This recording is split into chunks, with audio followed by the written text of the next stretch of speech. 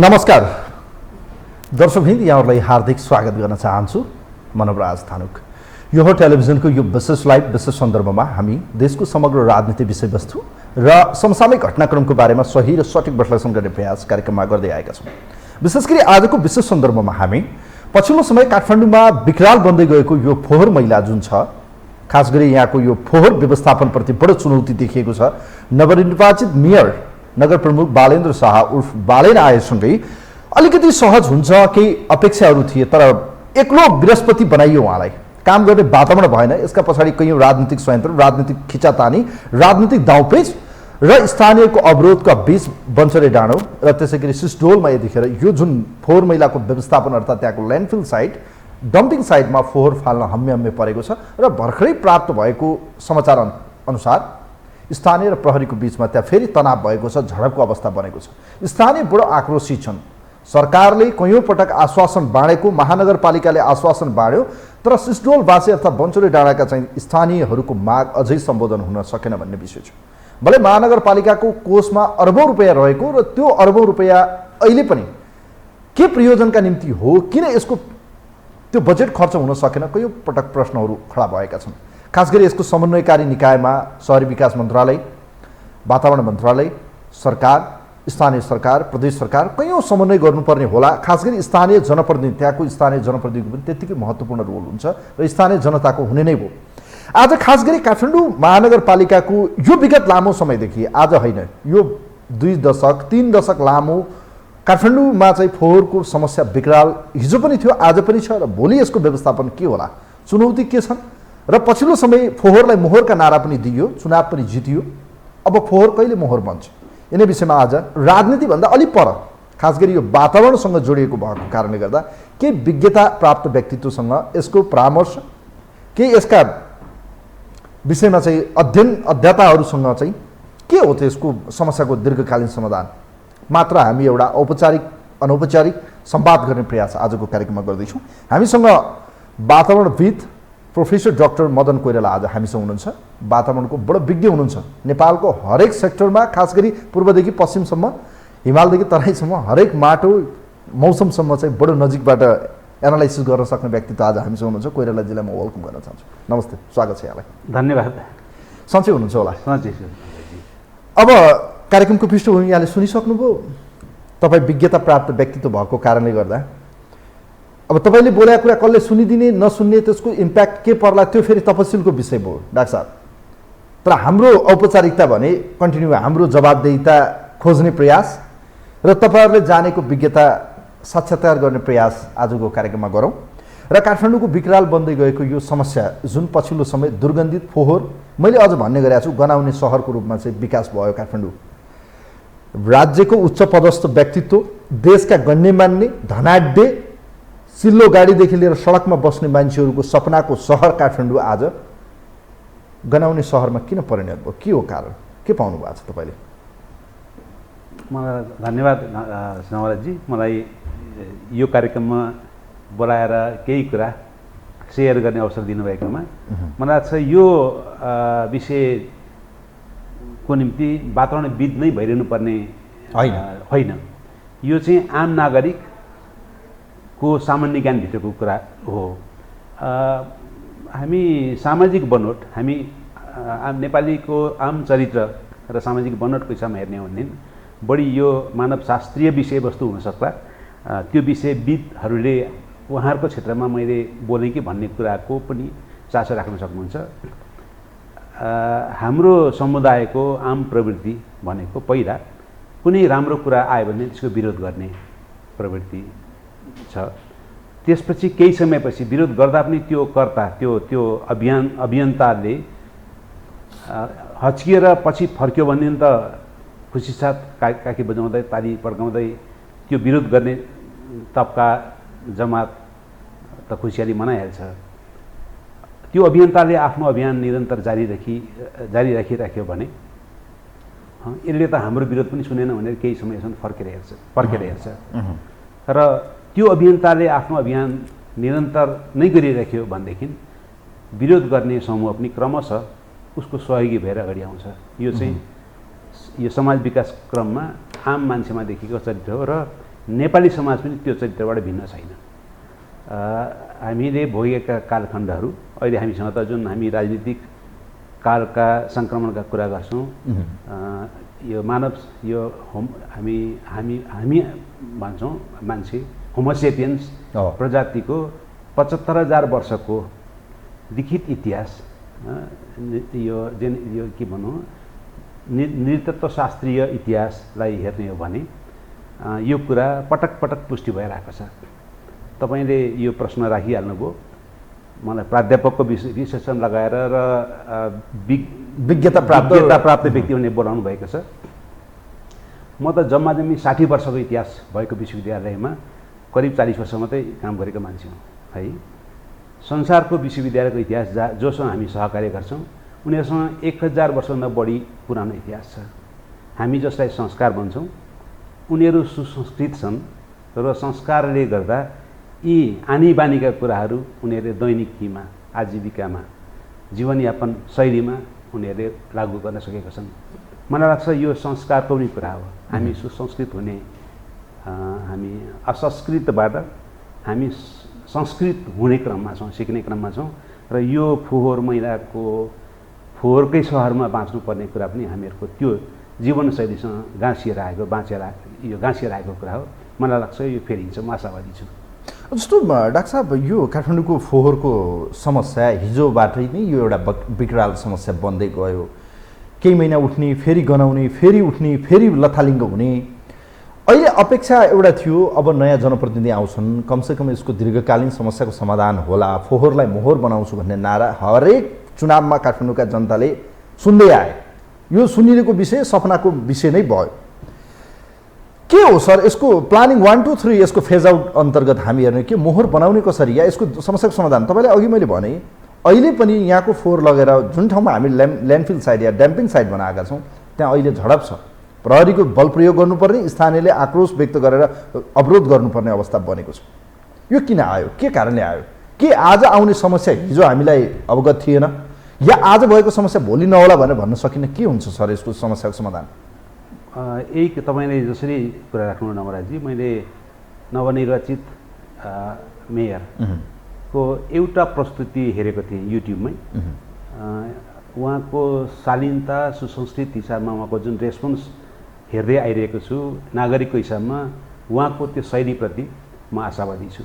उहाँलाई त्यो अभियानमा उहाँ निरन्तर रहनुहोस् र पछि नफर्किनुहोस् भन्ने कुराको म शुभकामना यहीँबाट दिन चाहन्छु। संसारका धेरै सहरहरूको इतिहास, जस्तै जर्मनीको बर्लिनको सफाई, राइन नदीको सफाईको सुरुवात यसै गरी भएको, अल्बानियाको राजधानीको सफाईको सुरुवात यसै गरी भएको, फ्रान्सको पेरिसको सफाई र निर्माण यसै गरी सुरु भएको, इटालीको रोमको पनि यसै गरी सुरु भएको। त्यो क्रममा हामी सहरवासीको हिसाबमा हामी धेरै इमेच्योर छौँ, हामीहरूको आयु त्यति लामो छैन र यसबिचमा एउटा आशा लाग्दो शिक्षित, सुसंस्कृत र सम्भावना बोकेको युवा चाहिँ नगर नेतृत्वमा आउनुभएको छ।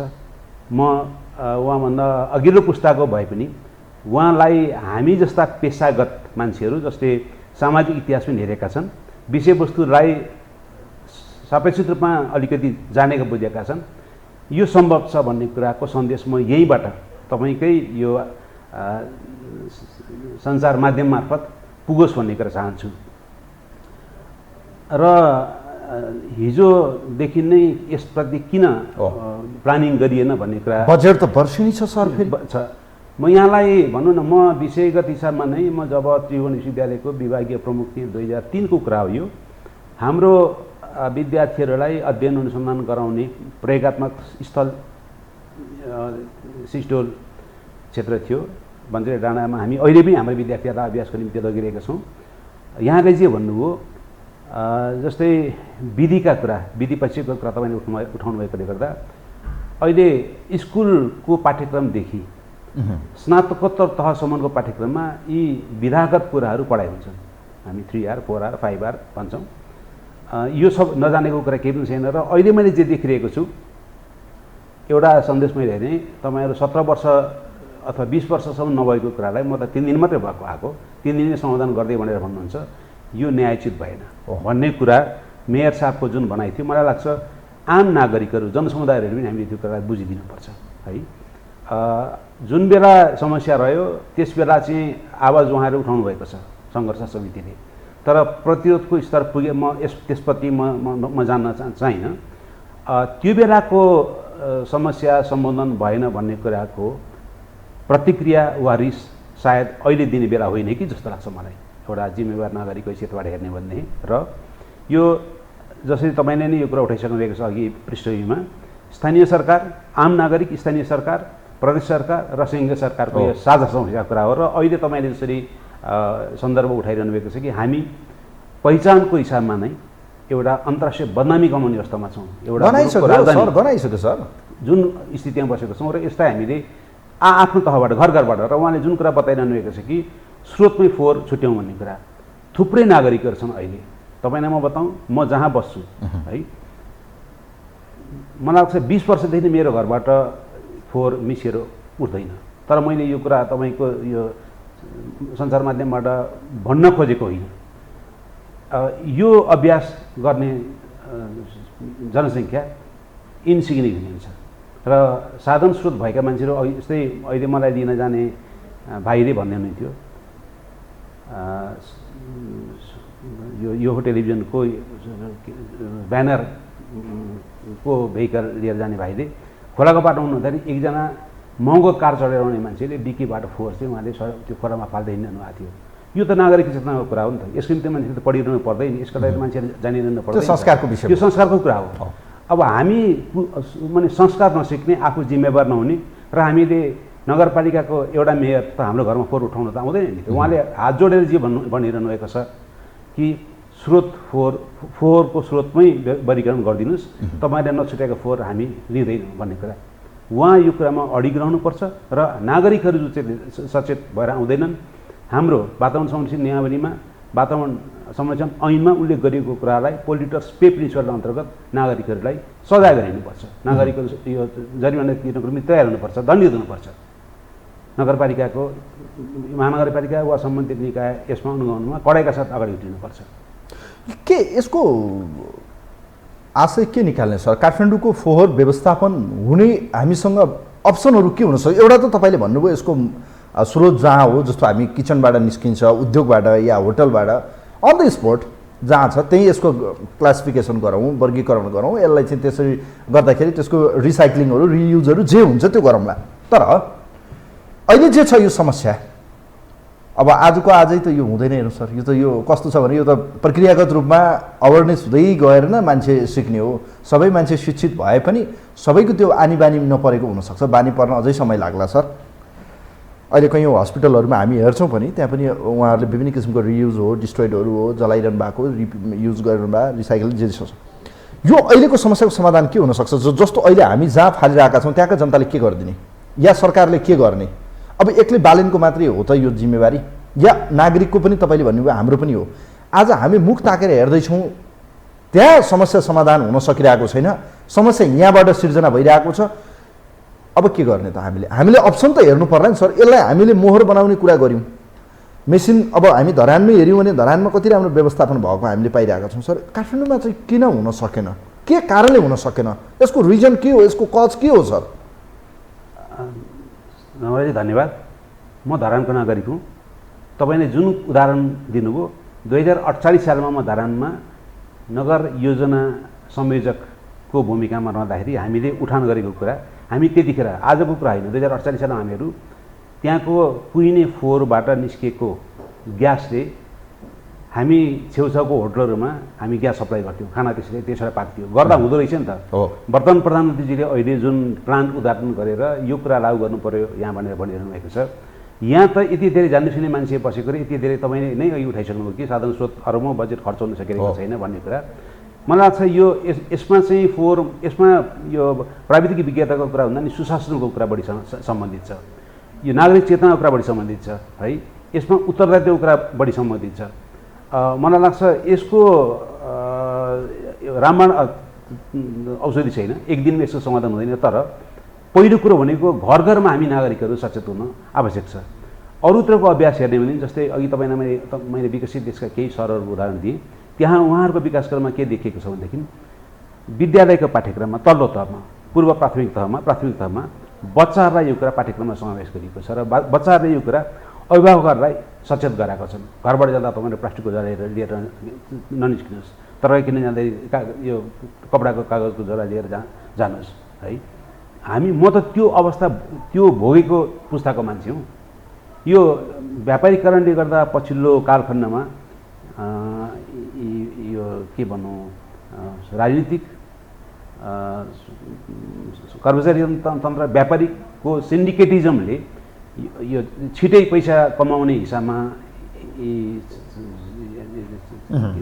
केही नेटवर्कहरू बने। मलाई लाग्छ यो चाहिँ त्यसको एउटा बाई प्रडक्ट समस्याको कुरा हो। नभए फोहोर मैलाको विषयव्यापी सिद्धान्तले के भन्छ भने मान्छेहरू जब आर्थिक स्थिति बढ्छ फोहोर उत्सर्जनको मात्रा बढ्छ र त्यसलाई व्यवस्थापन कसरी गर्ने भन्ने कुरा हो। हामी केही संयुक्त कोर्सहरू सञ्चालन गर्छौँ अमेरिकी विश्वविद्यालयहरूबाट, इन्भाइरोमेन्ट क्वालिटी इन हिमालयज भन्ने। त्यसमा हामी तपाईँलाई यो उदाहरण मैले धेरैतिर सेयर गर्ने गरेको छु।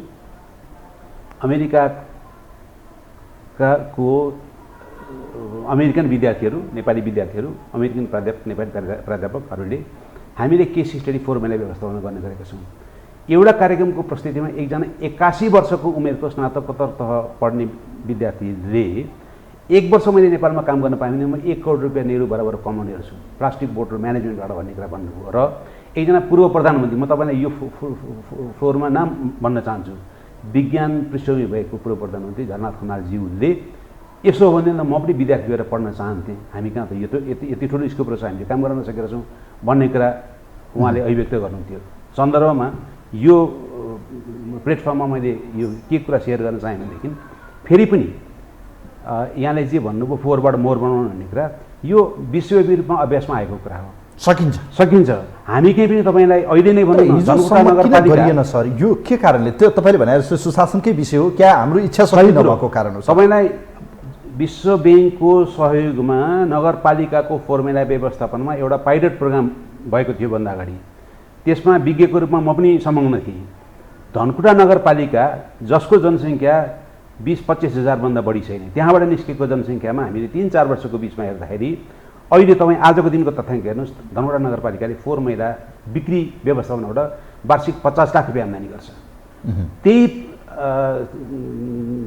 पाइलटिङमा रहेको अर्को महानगरपालिका ललितपुर नगरपालिकामा डिजल भेहिकलको डिजलको निम्ति नगरपालिकाले पैसा खर्च गर्नु पर्थ्यो।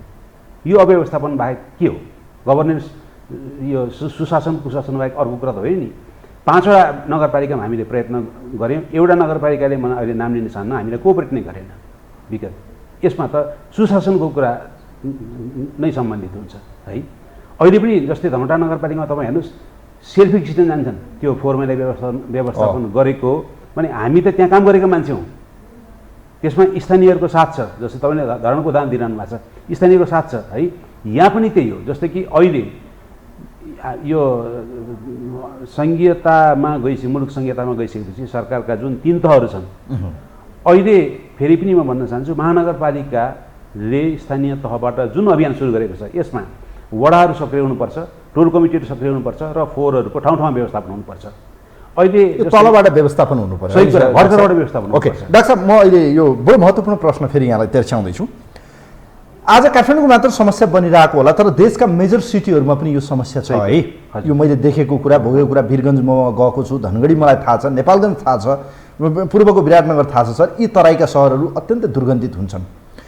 ल्यान्डफिल साइट छनौट गर्ने चरणमा विश्व ब्याङ्कको पनि सहयोग तपाईँले भन्नुभयो, विभिन्न परियोजनाहरूमा चाहिँ एडिबीहरू आएकै छन्, तपाईँले आफैले पनि त्यसलाई भनि पनि रहनु भएको छ।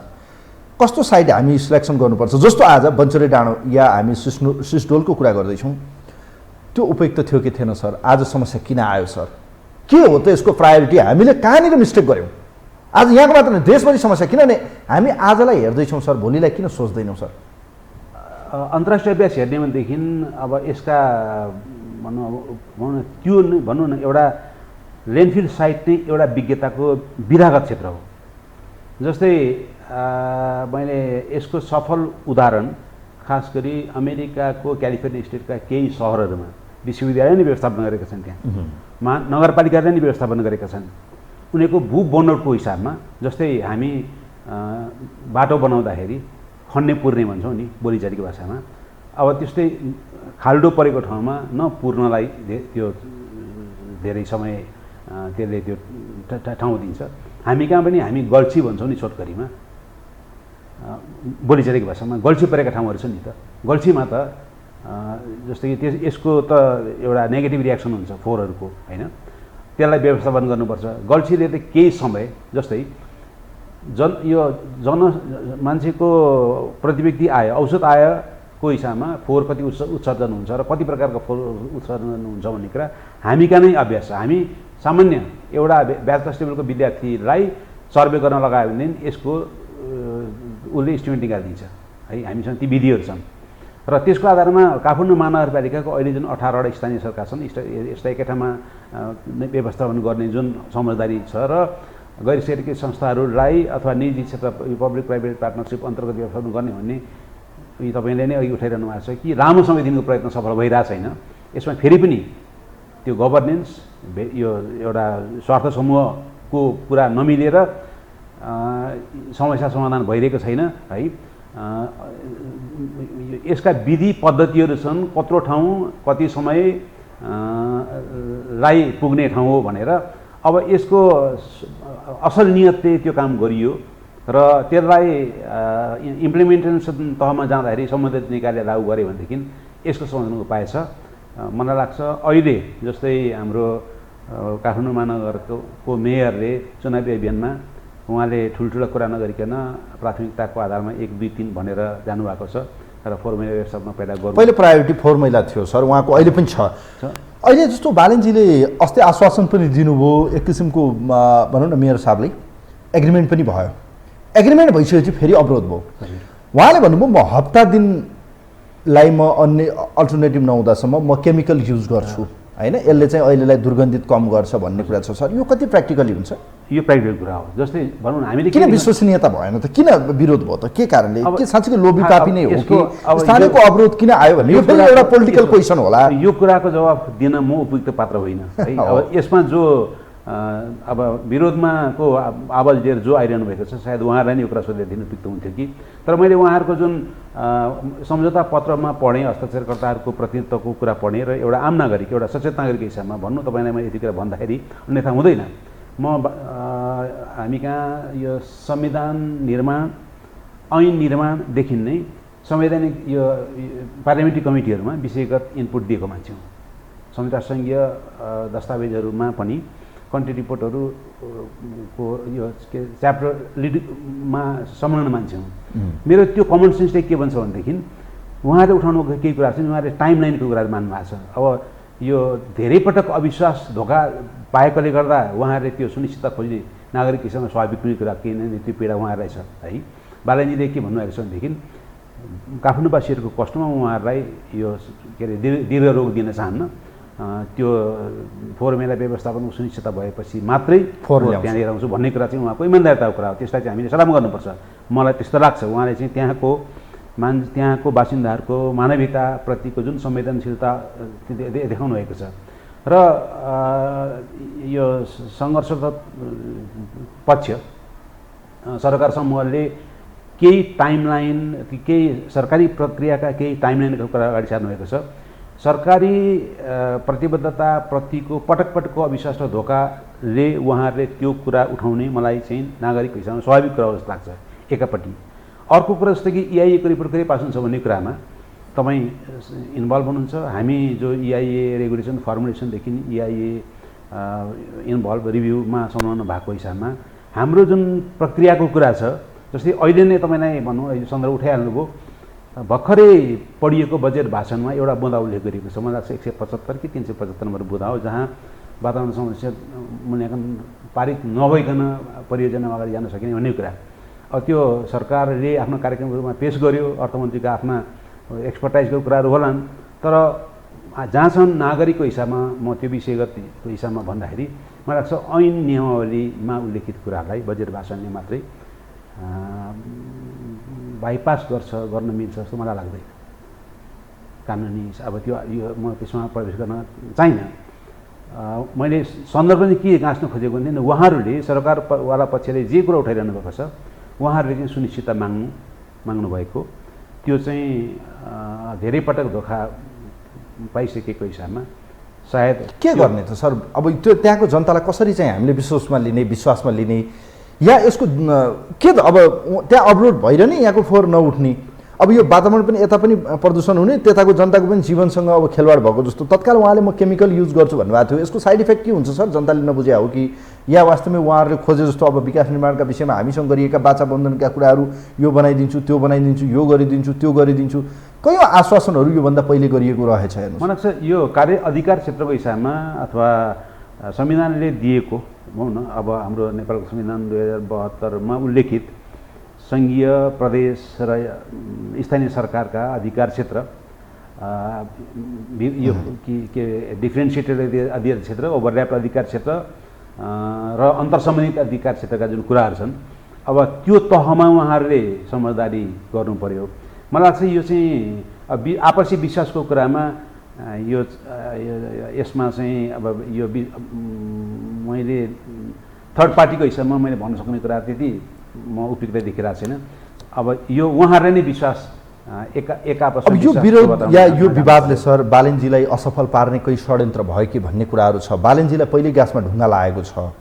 अप्सन के हुनसक्छ सर बालेनजीका निम्ति? यो चुनौती पनि छ, अवसर पनि छ। हेर्नुहोस्, यो दुवै हो। यदि उहाँले यो समाधान दीर्घकालीन गर्नुभयो उहाँ चमत्कार भएर निस्किनुहुन्छ, गर्नु भएन उहाँलाई सधैँ यो विषयले खड्किरहन्छ। एउटा नवलाजी तपाईँले यो कुरा उठाइरहनु हुँदाखेरि मैले एउटा सन्दर्भ हामी नेपाली समाज जो पाप धर्मका कुरा गर्छौँ, मलाई एउटा सम्झना आउँछ।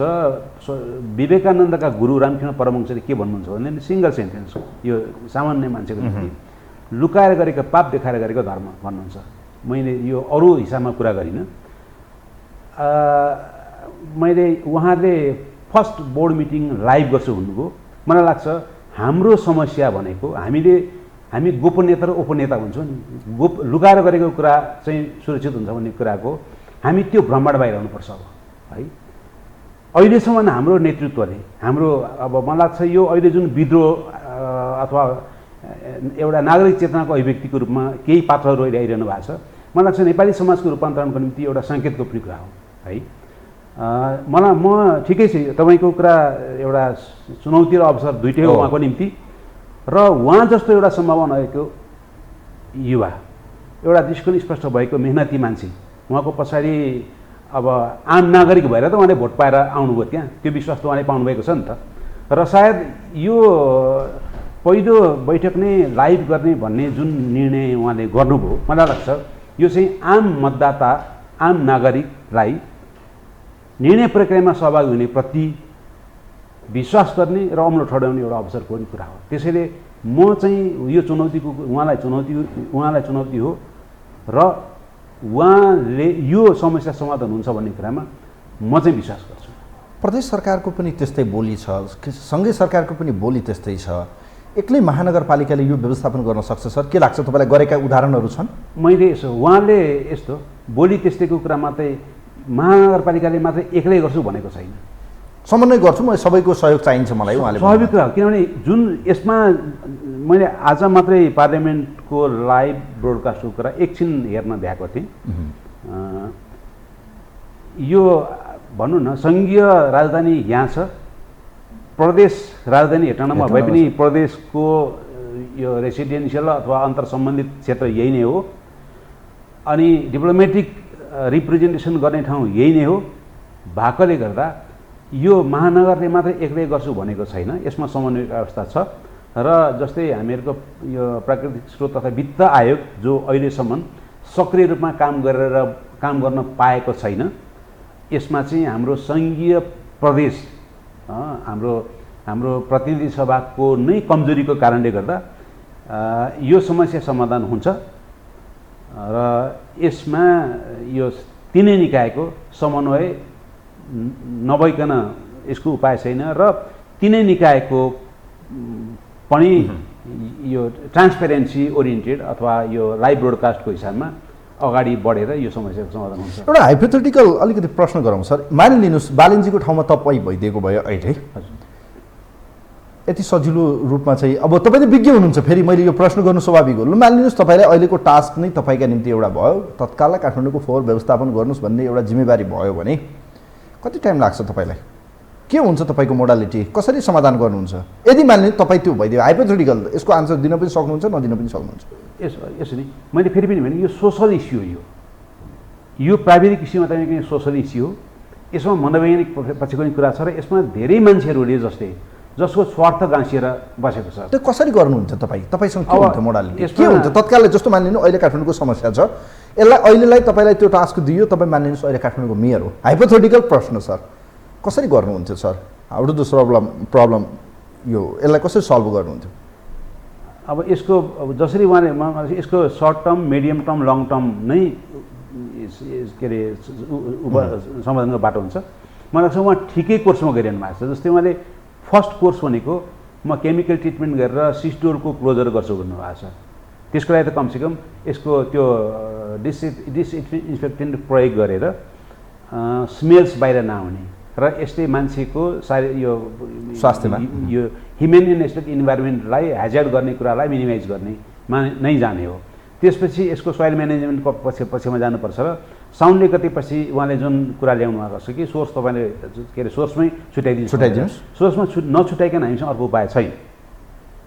तपाईँ हामी जो हौँ भनौँ न, अब हामी चिल्ला गाडी चढ्ने सुविधा चाहिँ हामी दिने, अनि हामी सडक र नदिलाई र बाल्ने सादा गाडी गरेर मात्रै हामीसँग त्यो छुट छैन।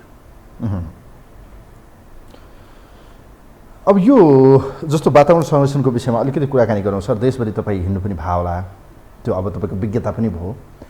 नेपालमा वातावरण सम्बन्धी हामी चाहिँ विश्वमा पुग्छौँ, हामी विश्वका युरोपियन कन्ट्रीहरू जहाँ यो समस्या विकराल छ, हामी कहाँ त अहिले पनि वन जङ्गल त अथाह छ नि त, हामीसँग त्यस्तो गाह्रो त छैन, हामी प्रकृतिले दिएको धनी हो क्या हामी उसरी हेर्ने हो भने सर। तर वातावरण संरक्षण भएन, बेला बखतमा विकास निर्माणमा पनि तपाईँले अघि कुरा कोटाइरहनु भएको थियो, संसदमा पनि यो विषय उठ्यो, बजेटमा पनि उठ्यो, EIA को कुरा आउँछ। EIA को विषयले आज निजगढ विमानस्थल बुद्धधारमा पर्यो, सर्वोच्चले एउटा फैसला गरिदियो, तपाईँले देख्नुभयो। EIA रिपोर्ट या वातावरण प्रभाव मूल्याङ्कन अध्ययन गरेर त्यसको पास गर्नु, त्यसको विज्ञता लिनु, या त्यो अनुसार मात्रै हामीले डेभलपमेन्ट गर्ने सवालमा चाहिँ जस्तो आज बाढी पहिरो भुछे लगायतका कयौँ, अब यो टेक्निकल विषय पनि भयो सर, किनभने हामीले तपाईँलाई प्रश्न गर्ने भने स्वाभाविक रूपमा जनरली जनताको विषयबाटै मात्र हो, हामीलाई टेक्निकल विषय धेरै थाहा छैन सर। कसरी संरक्षण गर्ने सर? अब यो जुन अहिले देखिरहेको छ, किनभने बर्खायाममा छौँ, तराईमा डुबान आउँछ, पहाडमा गयो पहिरोहरू आउँछ, भुसे छ, अझ हेर्ने हो भने चाहिँ कहिलेकाहीँ चाहिँ अब यो फेरि कम्पन पनि भइरहन्छ, डराइरहन्छ, आयो भन्छन्, फेरि काठमाडौँमा त यो त फेरि थेगो नै छ सर। हामी वातावरण संरक्षणको हिसाबले आज कहाँ छौँ सर विश्वको हिसाबमा, या हामीसँग चुनौती के छ, अहिले हामी कतिको जोखिममा छौँ क्लाइमेट चेन्जको सवालमा प्लिज? नवराजजीले सही कुरा बताउनु। जस्तै कि तपाईँले पछिल्लो कुरामा टुङ्ग्याउनु भयो, म त्यहाँबाट सुरु गरौँ। जलवायु परिवर्तनको प्रभावको हिसाबमा तपाईँलाई मैले सान्दर्भिक हिसाबमा सेयर गर्ने हो भनेदेखि नेपाल जलवायु परिवर्तन परिषदको विज्ञ सदस्यको हिसाबमा करिब 8 वर्ष 8 जना प्रधानमन्त्रीको नेतृत्वमा काम गर्न मलाई पनि अवसर लाग्यो र हामीले थुप्रैवटा UNFCCC को कोपमा पार्टिसिपेट गऱ्यौँ र कतिपय ठाउँमा नेपालको उपस्थिति चाहिँ शिर उच्च गर्ने ठाउँमा नेपाललाई हामीले उभ्यायौँ।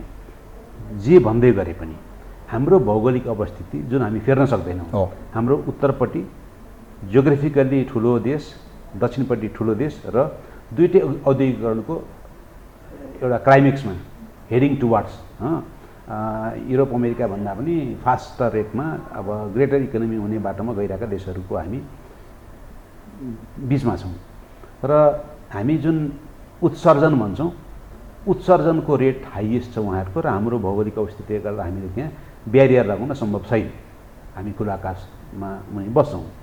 अर्को कुरो यो चाहिँ सामाजिक बनोटको हिसाबमा हाम्रो उपस्थिति विज्ञता हाम्रो एप्रोचमा हामी निम्सरो नै छौँ। यो कुरामा हामीले त्यो ढाँटिरहनु पर्दैन।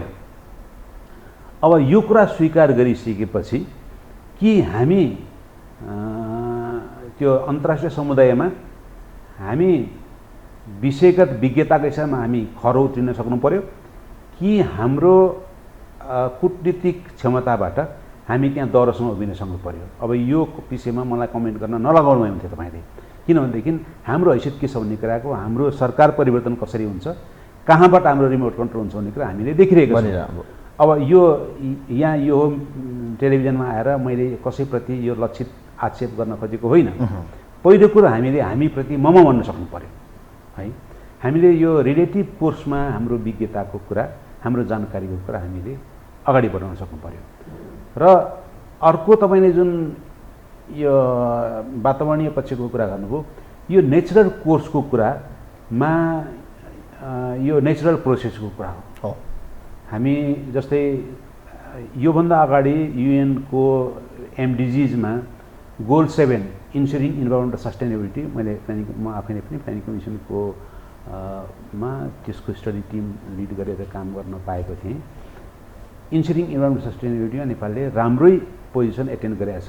हामीहरूकोमा समुद्रिक तह छैन, त्यो बाहेक हामी कहाँ एप्लिकेबल इन्डिकेटर्स एकै थिए। अहिले हाम्रो क्लाइमेट एक्सन एसडिजिज गोल 13 पनि हामी राम्रै अवस्थामा छौँ।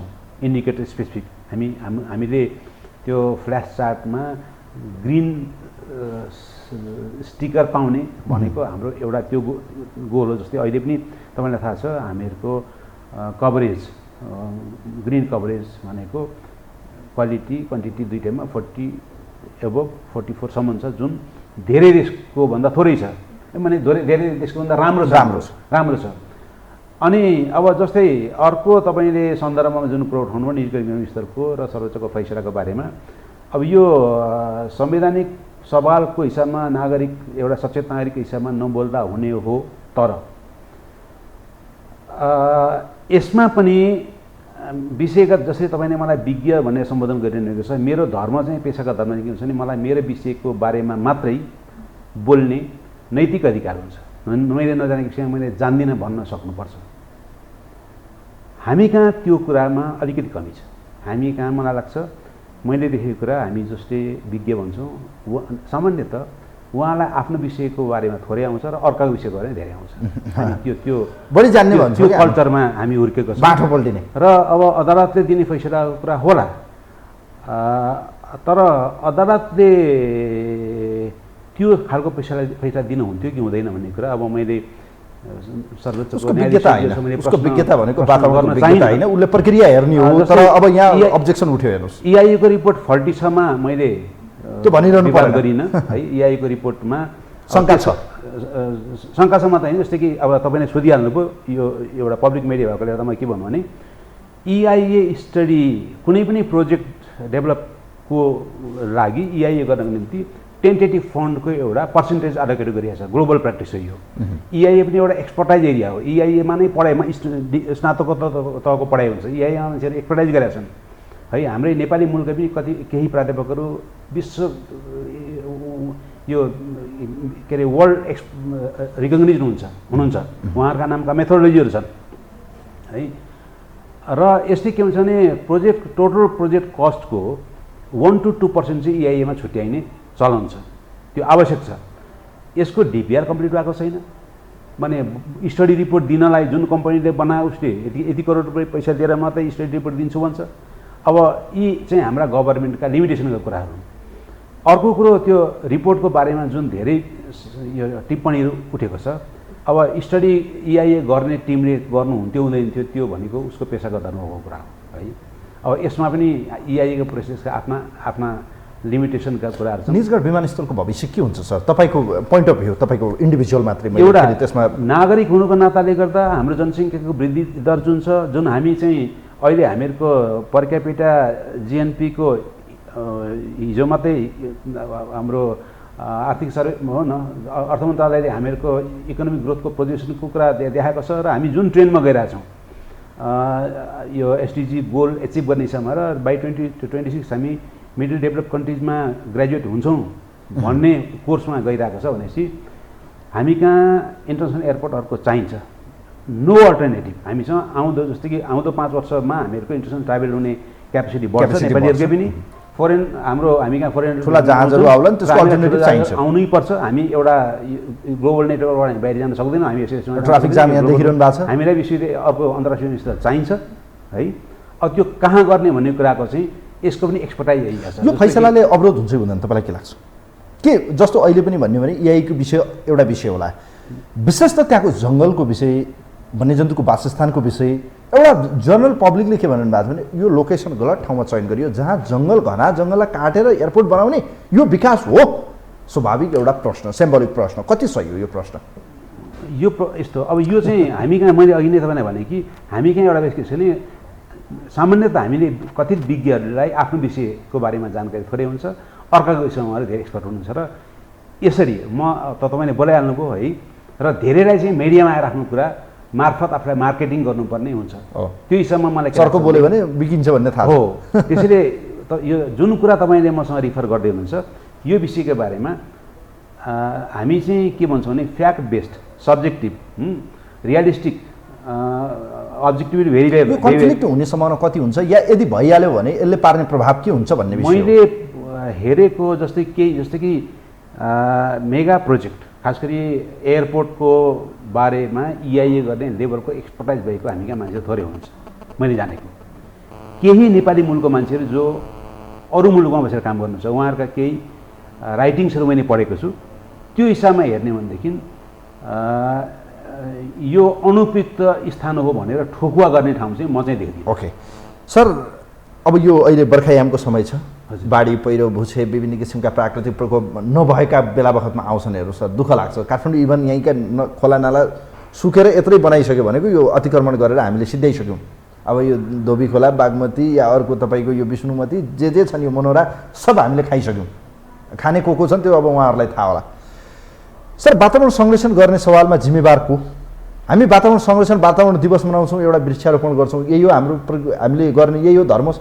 हामी यही हो, पूजा गर्न जान्छौँ भने मन्दिरमा फुल चढाउने मात्रै हो कि सर अरू पनि हुन्छन् भने जस्तै प्रकृति संरक्षण गर्ने सवालमा के वृक्षारोपण नै हो या यसका अरू विषय पनि? हामी कति जिम्मेवार हुनुपर्छ? यसको जिम्मेवार को, यसको दोषी को? प्लिज अन्त्यमा एउटा प्रश्न।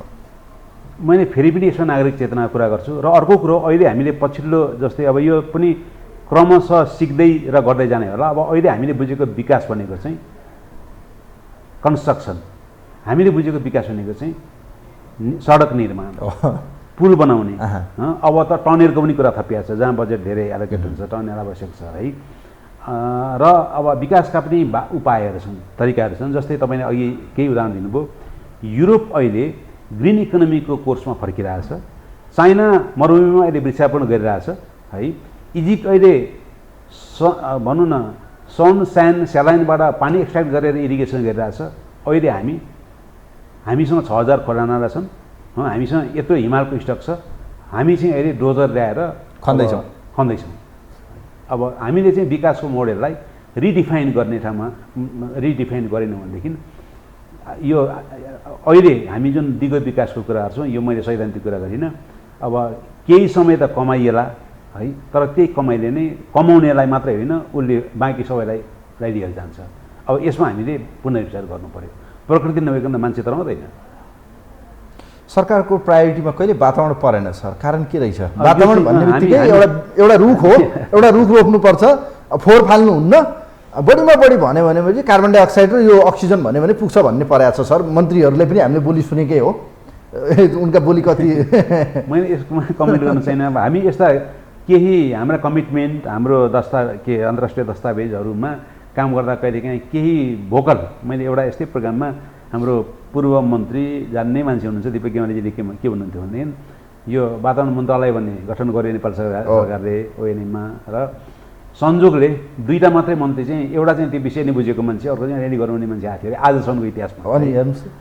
अब त्यो हिसाबमा चाहिँ अब जस्तै कि हाम्रो प्रायोरिटीको कुरा भनेको चाहिँ बजेट, पावर सेन्ट्रिक हुन्छ। जनसङ्ख्या तथा वातावरण भनेको चाहिँ त्यो कहिल्यै प्रायोरिटीमा परेन सर। अब त्यो जो सबैभन्दा महत्त्वपूर्ण हो फेरि र एक्ज्याक्टली। त्यसैले हामी यस्तो छौँ, हाम्रो देश अनि कहाँबाट हुन्छ सर? के भन्नु अब? के कमेन्ट छ सर, टिप्पणी छ?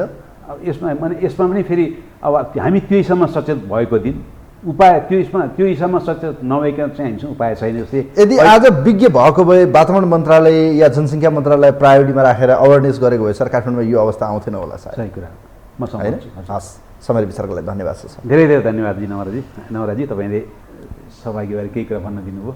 हस्, थ्याङ्क यू सो मच। दर्शकवृन्द, आजको यो विशेष संवाद विशेष सन्दर्भमा हामीसँग वातावरणविद एक्सपर्टिज हामीसँग हुनुहुन्थ्यो। आजको यो विशेषमा खास गरी एक्सपर्ट हुनुहुन्थ्यो प्राध्यापक डाक्टर त्रिभुवन विश्वविद्यालयको प्राध्यापक मदन कोइराला आज हामीसँग हुनुहुन्थ्यो। विशेष गरी यो काठमाडौँको फोहोर विकराल बन्दै गएको छ, यसको दीर्घकालीन समस्याको समाधान के हुन सक्छ, खास गरी बढ्दै गएको यो क्लाइमेट चेन्ज विश्वमै अहिले हामी देख पनि रहेका छौँ। यो वातावरण सम्बन्धी विभिन्न किसिमका गोष्ठी सेमिनार र विभिन्न किसिमका सम्मेलनहरू हुन्छन् जसमा हाम्रा प्रधानमन्त्रीहरू पनि सहभागी हुन्छन्, मन्त्रीहरू। तर खास गरी यसको दीर्घकालीन रूपमा चाहिँ क्लाइमेट चेन्जको असर नेपालमा पनि देखिन्छ। यसलाई समाधान गर्न के गर्नु पर्ला, विशेष गरी निजगढ विमानस्थल यो देशको चाहिँ एउटा महत्त्वपूर्ण योजनामा चाहिँ यतिखेर प्रश्न चिन्ह खडा भएको छ। यसको भविष्य के हुन सक्छ लगायतको विषय र खास गरी वातावरण संरक्षणमा हामी आफै आम पब्लिक आम जनता नै अवेरनेस हुनुको विकल्प छैन। फोहोर मैला घरबाटै हामीले एउटा क्याटेगोराइज गरौँ, यसको विभिन्न वर्गीकरण गरौँ, तसर्थ सबैलाई सजिलो हुन्छ। च्यालेन्ज छ, हामी आफ्नो एउटा संस्कार देखाउँ। हेर्नुहोस्, अब यही नै हो निष्कर्ष। हस्, कार्यक्रम हेरिदिनु भयो, सबैलाई धन्यवाद दिँदै आजको यो विशेष अङ्कबाट कार्यक्रमको अतिथिसँग कार्यक्रमबाट आजलाई म पनि बिदा हुन्छु। नमस्कार।